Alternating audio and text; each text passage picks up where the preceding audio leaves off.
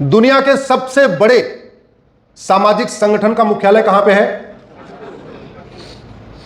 महाराष्ट्र के गृह मंत्री की उनका कर्मभूमि और जन्मभूमि कहां है?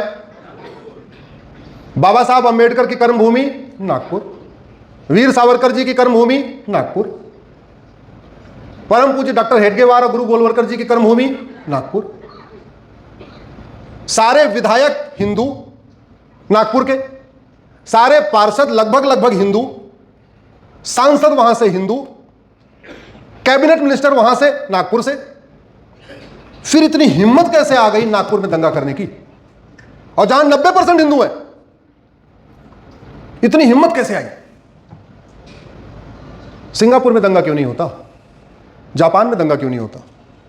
बाकी जगह क्यों नहीं होते? भारत में क्यों होते हैं?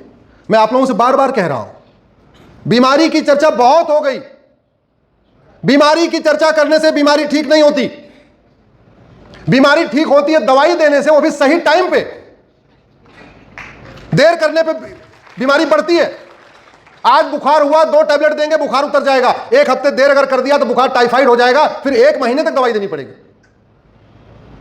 भारत के पुलिस सिस्टम, भारत के जुडिशियल सिस्टम को बदलना पड़ेगा। आज तक इतने दंगे हुए देश में, किसी दंगाई की नागरिकता गई क्या? जोर से बोलिए जरा।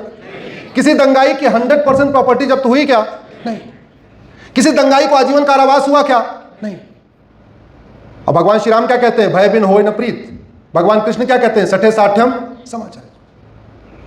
हमने कभी कानून का खौफ पैदा हो इस पे सोचा ही नहीं। और शांति वही है जहां कानून का खौफ है, चाहे वो दुबई हो, चाहे वो सिंगापुर हो, चाहे वो जापान हो, चाहे वो अमेरिका हो। शांति से आदमी तभी रहता है जब शिक्षा में संस्कार हो और कानून का खौफ हो। घर में बच्चा तभी ठीक से रहता है, बच्चे तभी सही होते हैं जब मां का प्यार हो और पिताजी का। कुम्हार को देख लीजिए, बर्तन बनाता है, एक हाथ नीचे से एक हाथ ऊपर से, नीचे वाले हाथ से ऊपर उठाता है और ऊपर वाले हाथ से। हमने अपने नेचर के सिस्टम को समझा ही नहीं। हमने कभी यह भी नहीं सोचा कि आम का पेड़ और बबुल का पेड़ एक साथ रह ही नहीं सकता। विश्वास नहीं है तो आजमा के देख लीजिएगा। आपके आसपास कोई आम का पेड़ हो, एक वहीं जाके बबुल लगा के छोड़ दीजिए, 2 साल के अंदर आम सूख जाएगा, गारंटी के साथ सूख जाएगा।